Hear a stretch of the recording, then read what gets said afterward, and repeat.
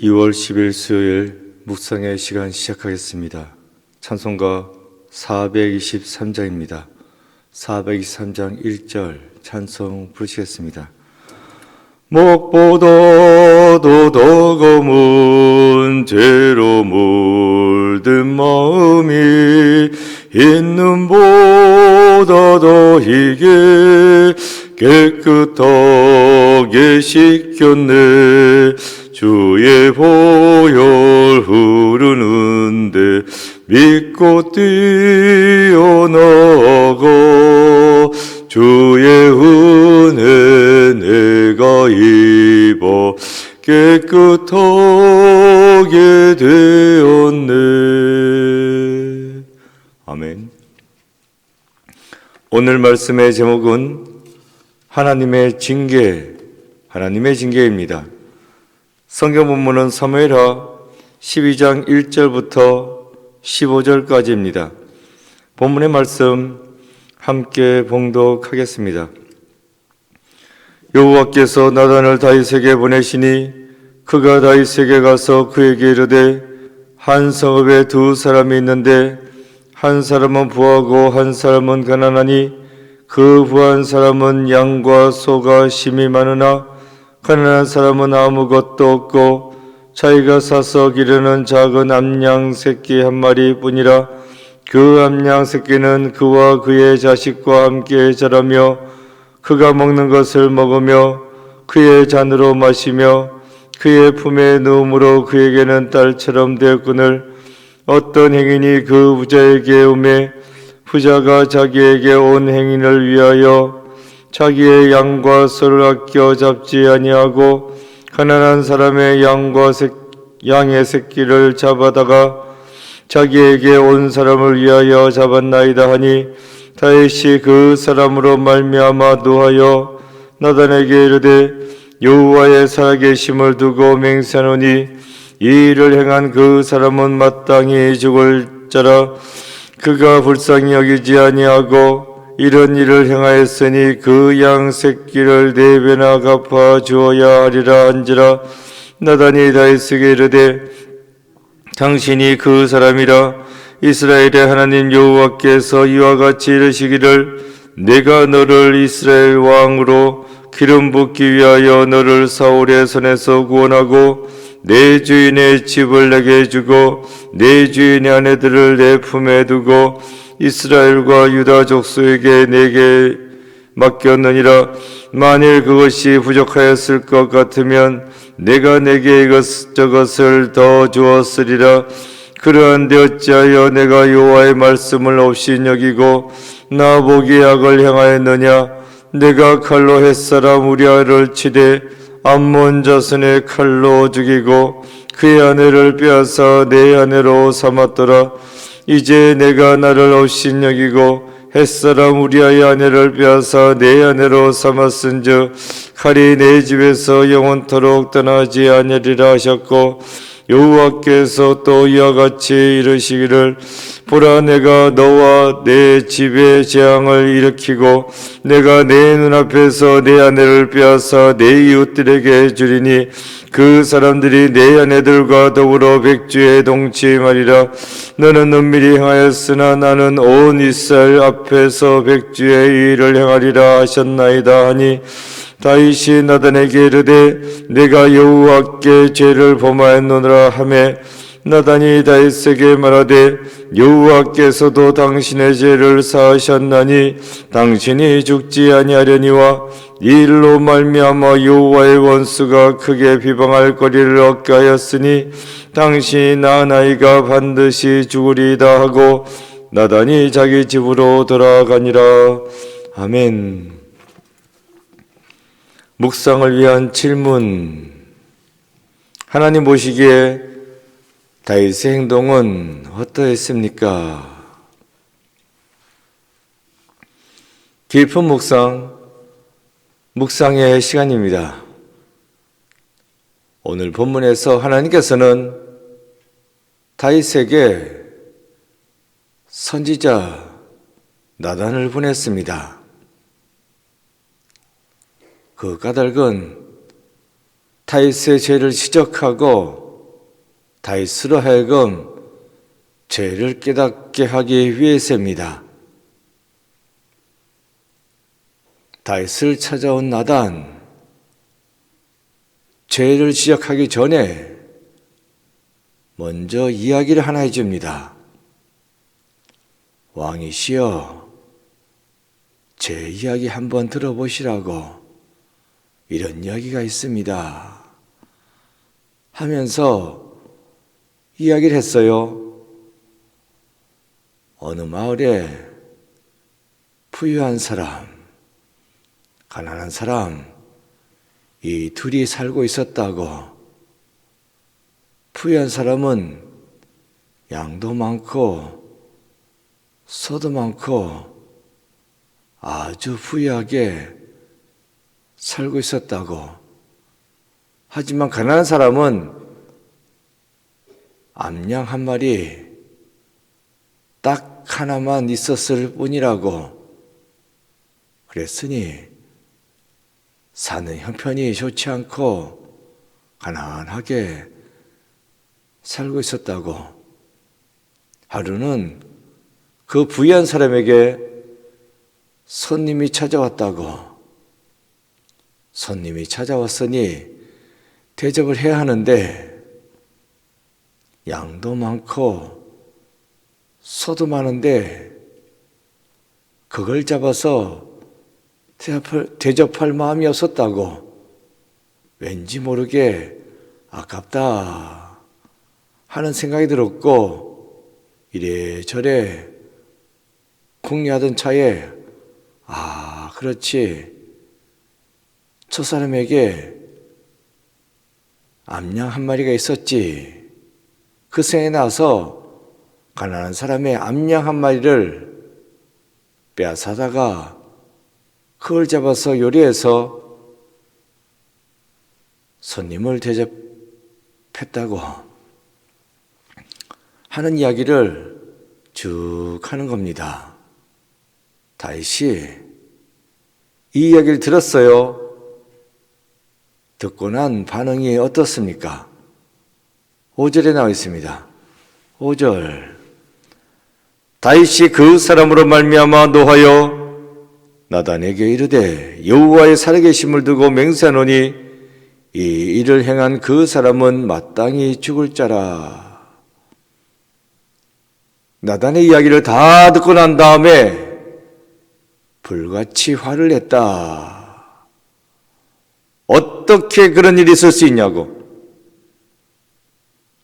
하나밖에 없는 암양을 가난한 사람에게 빼앗아서 그걸로 손님을 대접하는 경우가 어디 있냐고.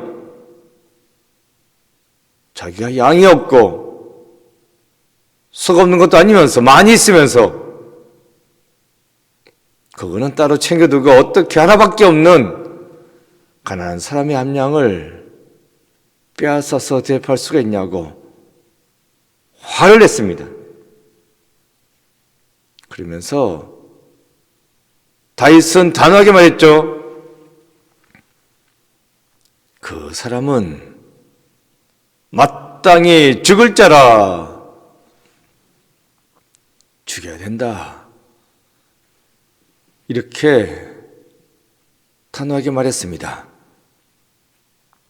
그러고 난 다음에 또 한 마리 빼앗은 것에 대하여서 갚아줘야 하는데 4배로 갚아줘야 한다. 그때 나단이 말했습니다. 당신이 그 사람이라. 가난한 사람의 암양 한 마리를 빼앗아서 대접한 그 부유한 사람이 왕, 당신입니다. 그리고서 계속해서 말하고 있어요. 8절입니다. 내 주인의 집을 내게 주고 내 주인의 아내들을 내 품에 두고 이스라엘과 유다 족속을 내게 맡겼느니라. 만일 그것이 부족하였을 것 같으면 내가 내게 이것저것을 더하여 주었으리라. 내 주인 사울왕을 지칭하고 있는 겁니다. 사울왕이 갖고 있던 모든 것, 다 주지 않았냐고. 나라도 주고 신하도 주고 그리고 여인들까지 다 주지 않았냐고. 뭐가 부족하냐고. 부족한 게 있으면 그 부족한 것까지도 다 채워줬을 것이라고. 이것저것을 더 주었으리라. 내가 그렇게 했을 텐데 왜 그랬냐고. 햇사람 우리아의 아내 밧세바를 왜 빼앗았냐고 하는 그러한 말씀이 되겠습니다. 9절입니다. 그런데 어찌하여 내가 여호와의 말씀을 업신여기고 나 보기에 악을 행하였느냐. 내가 칼로 햇사람 우리아를 치되 암몬 자손의 칼로 죽이고 그의 아내를 빼앗아 내 아내로 삼았도다. 밧세바를 범하고 그리고 그 남편 되는 우리아를 죽이고 결국엔 혼자 된 그 밧세바를 빼앗아서 어찌 네 아내로 삼을 수가 있냐고 다윗이 저지른 모든 죄를 한 문장으로 요약해 주고 있습니다. 그런데 이 모든 것을 놓고 죄를 지은 거죠. 죄를 지었는데 단순히 인간적으로 죄를 지었다 이렇게 말씀하고만 있지는 않습니다. 어찌하여 내가 여호와의 말씀을 업신여기고 다윗이 행한 모든 죄악은 죄이지만 이것은 곧 하나님을 업신여긴 것이다 라고 말씀해 주고 있습니다. 인간적인 관계에서 내가 저 사람에게 죄를 지었다, 죄를 범했다 이런 차원으로 말씀하고 끝내는 것이 아니라 영적인 차원에서 하나님을 업신여겼다라고 말씀해 주고 있습니다.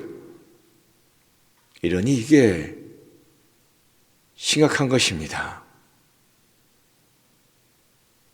하나님의 백성으로서 하나님의 말씀대로 살아야 하는데 말씀대로 살지 않았습니다. 불순종하는 삶을 살았습니다. 왜 그랬다고요? 하나님을 무시했으니까, 업신여겼으니까 네가 그런 것이라고. 이것이 다윗의 모습이었습니다. 이걸 지적하고 있습니다. 잘 들으세요. 믿는 자가 짓는 그 죄, 단순히 죄로 끝나지 않는다는 것입니다. 하나님의 말씀대로 살지 않았습니다. 불순종했습니다. 그러므로 그것은 하나님을 무시한 거다, 업신여긴 거다라고 말씀해 주고 있다는 것입니다. 그래서 우리는 어떻게 해야 된다고요? 말씀대로 살아야지. 하나님을 업신여겨서는 안 됩니다. 죄도 죄지만 하나님을 업신여기면 괘씸죄까지 걸리는 것이요 빠져나올 구멍 없습니다. 이걸 하셔야 됩니다. 믿는 사람일수록 죄를 지어서는 더더욱 안 됩니다. 늘 선을 행하고 말씀대로 살아야 한다는 것입니다. 10절입니다. 이제 내가 나를 업신여기고 햇사람 우리아의 아내를 빼앗아 내 아내로 삼았은즉 칼이 내 집에서 영원토록 떠나지 아니하리라 하셨고, 칼이 내 집에서 영원토록 떠나지 아니하리라.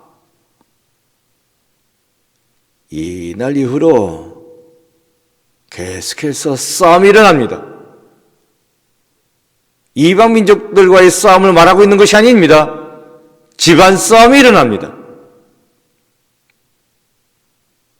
다윗의 아들들이 칼 빼들고 칼부림하지 않습니까? 죽이고 죽고 난리도 이런 난리가 아닙니다.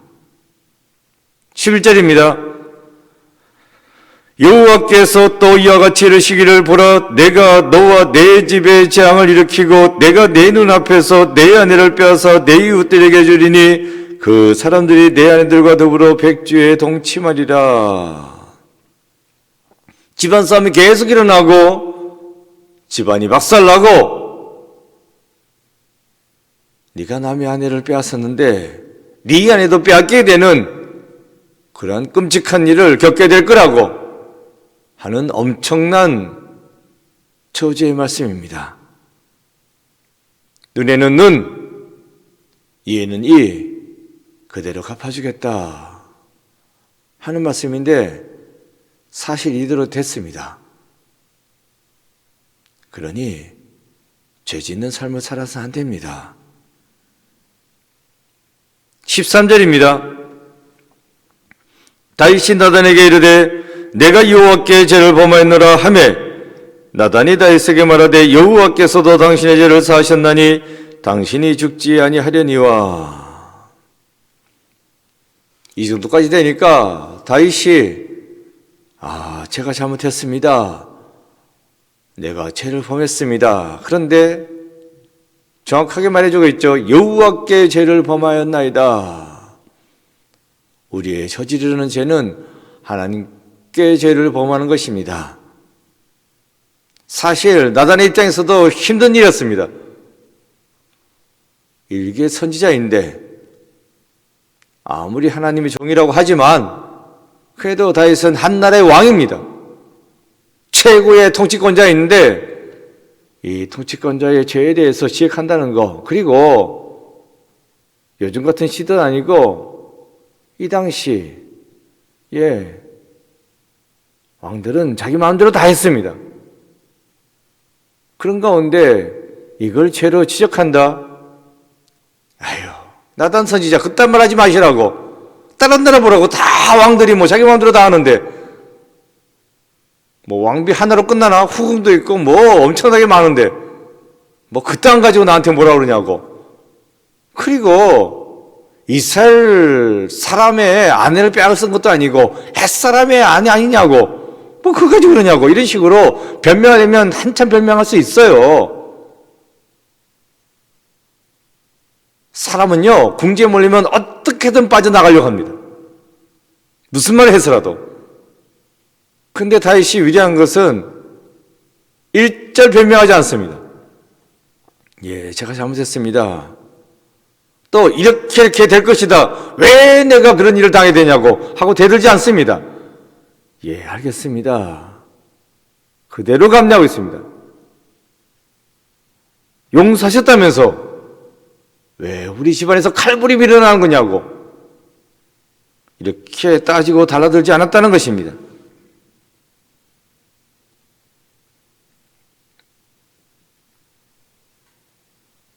내가 잘못했습니다.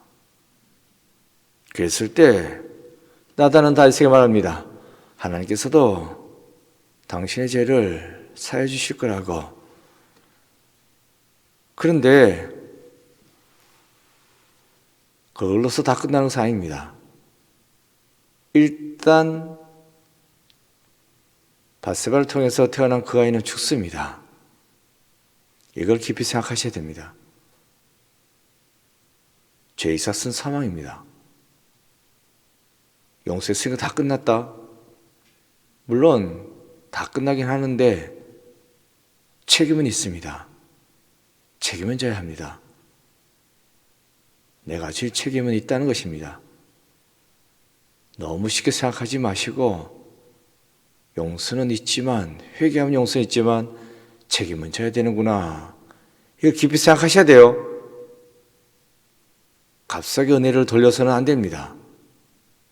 그리고 책임 있다는 것을 깨닫고 죄 지었으면 회개하면 되지 쉽게 말씀하지 마시고 책임 있구나 생각하시고 죄 짓지 않도록 애를 쓰고 힘쓰는 삶을 살으셔야 됩니다. 그것이 오늘 본문은 말씀해 주겠습니다. 회개하면 용서해 줍니다. 하지만 책임이 있습니다. 그런 거로 죄는 멀리하고 죄 짓지 않는 삶을 살겠노라고 다짐하고 그것이 곧 하나님을 경외하는 삶이고 하나님을 섬기는 삶이다 라고 깨달으시고 오늘 하루도 늘 성결하게 정결하게 주님 앞에 선자로서 깨끗한 삶을 살아가시는 여러분 모두가 되시기를 축원드립니다. 기도했습니다. 기도 보시면 기도문 함께 읽어보겠습니다. 시작. 하나님의 말씀을 업신여기지 않고 하나님의 말씀과 뜻을 따라 살아가게 하소서. 아멘. 고백과 다짐. 나의 삶 속에서 하나님의 말씀을 업신여기는 죄를 짓기 쉬운 영역은 무엇입니까? 기도했습니다. 아버지 하나님, 오늘 다시 통해서 우리가 깨닫습니다. 죄를 지어서는 안 되겠구나. 죄에 대해서는 늘 깨어있고 죄 짓지 아니하고 혹 죄를 지었다면 회개하고 그 죄에 대해서 책임지는 삶을 살아야 되겠구나 하는 것을 깨닫게 됩니다. 아버지 하나님, 죄는 모양이라도 멀리하고 악은 모양이라도 멀리하고 늘 정결한 삶을 성결한 삶을 살아갈 수 있는 저희들 되게 하여 주시옵소서. 그래서 하나님께 인정받고 하나님께 은혜받고 형통한 삶을 살아갈 수 있는 저희들 되게 주여 돌보아 주시옵소서. 예수 그리스도 이름으로 기도드립니다. 아멘. 주기도문 하시겠습니다. 하늘에 계신 우리 아버지, 아버지의 이름을 거룩하게 하시며 아버지의 나라가 오게 하시며 아버지의 뜻이 하늘에서와 같이 땅에서도 이루어지게 하소서. 오늘 우리에게 일할 양식을 주시고 우리가 우리에게 잘못한 사람을 용서하여 준 것 같이 우리 죄를 용서하여 주시고 우리를 시험에 빠지지 않게 하시고 악에서 구하소서. 나라와 권능과 영광이 영원히 아버지의 것입니다. 아멘. 각자 기도하시겠습니다.